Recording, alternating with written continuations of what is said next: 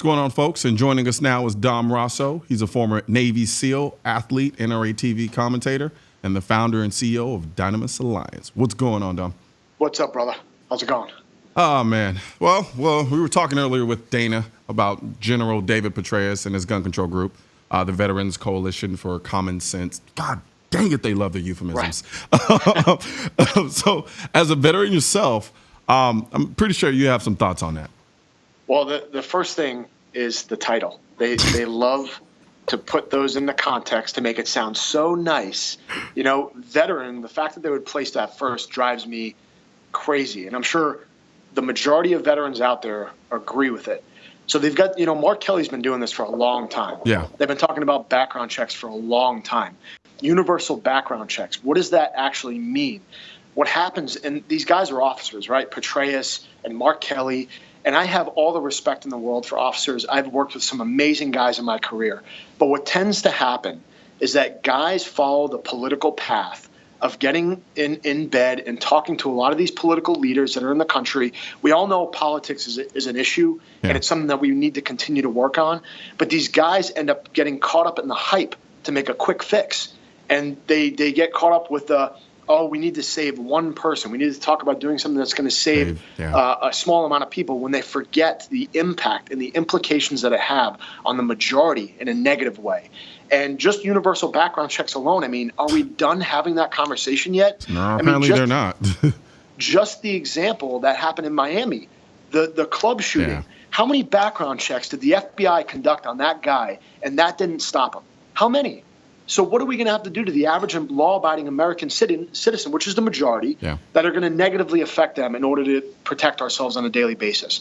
So the fact that they're calling this a veterans coalition is a complete embarrassment. And it's also, it's counterproductive to everything that we've been trying to do. So people definitely need to educate themselves on what it is that they're actually going. They want the quick fix. They want the pen and paper to be signed and be over with, when they're going to do a lot of bad for the community.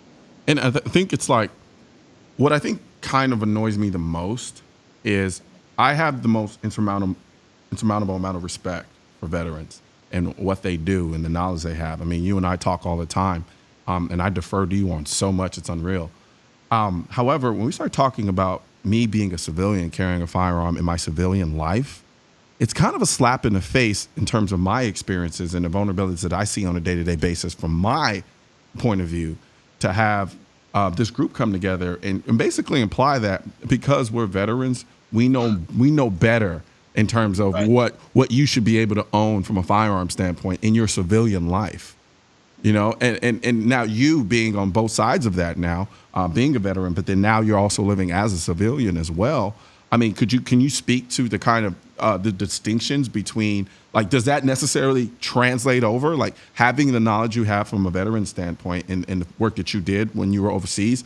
Does that necessarily mean you know everything that comes into play with respect to being a civilian and what I deal with? Well, I've made it my life's mission from now until the day that I die.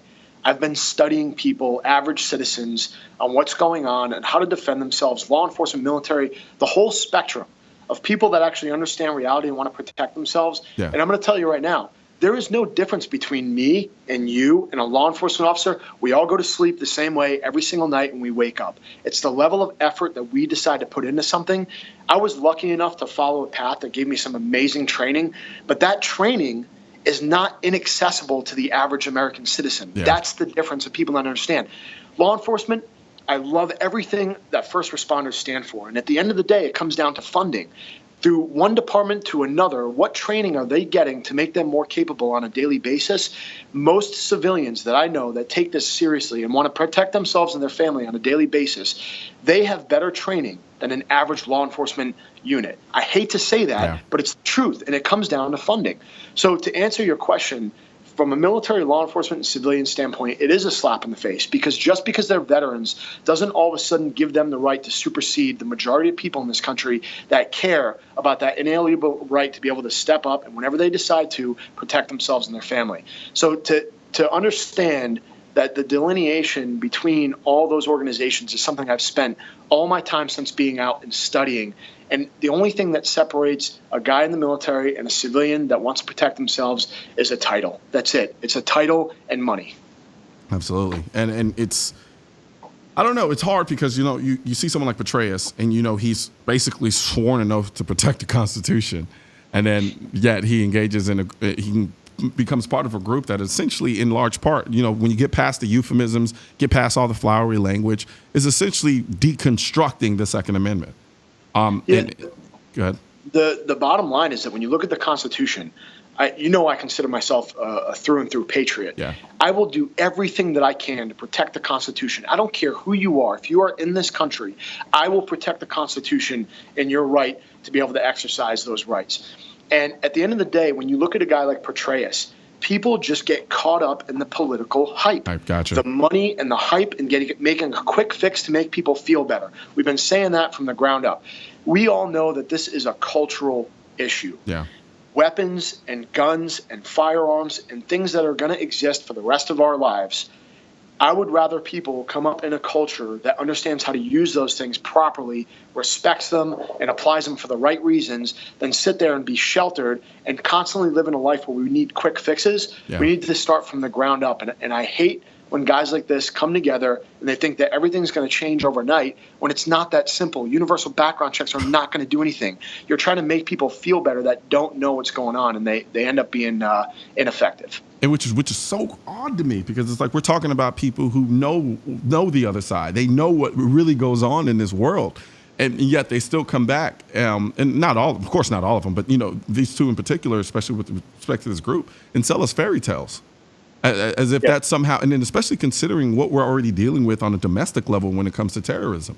It's not like we're living in a country where we haven't experienced domestic terrorism or terrorism happening on our land from foreign entities. So it's kind of like, why are you doing this? Like, don't sell me this wolf ticket, because it does nothing for me. It doesn't help me. And then this whole idea of background checks, I just don't understand for the life of me why they keep standing on it as if this is just some great fixer-upper or fix-all solution to every problem that we have in this country. I'm about sick and tired of talking about background checks. Like, they don't work. Like, it's like, why are we still talking about it? I don't know why you can't just isolate the incident that happened in Florida and see that multiple FBI background checks. That background check is nowhere near what we get right now, and that still didn't stop them. But at the end of the day, when you look at veterans, okay, I talk about some of these officers getting caught up in the political system. Yeah. They have to understand, I was a door kicker for a long time chasing bad guys, and I don't think that Petraeus has walked into a room and had to stare these guys face to face. He's had the luxury of sitting back. Now I could be wrong. Maybe he went on an op somewhere, some way, and I don't know about that. But typically, officers are pulled back and they're looking at the bigger picture, and that's great. We need those guys. Yeah.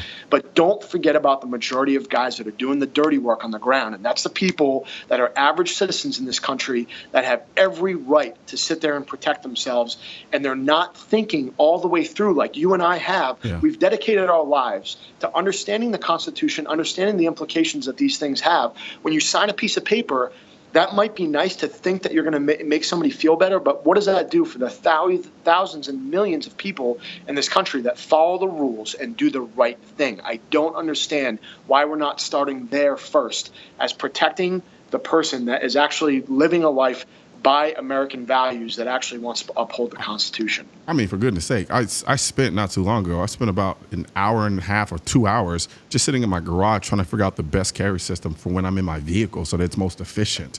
If that ain't dedication, I don't know what is. But we're going to take a quick break here. There have been a lot of disrespect for the American flag lately, so we're going to talk about the latest controversy when we come back. Look forward to it.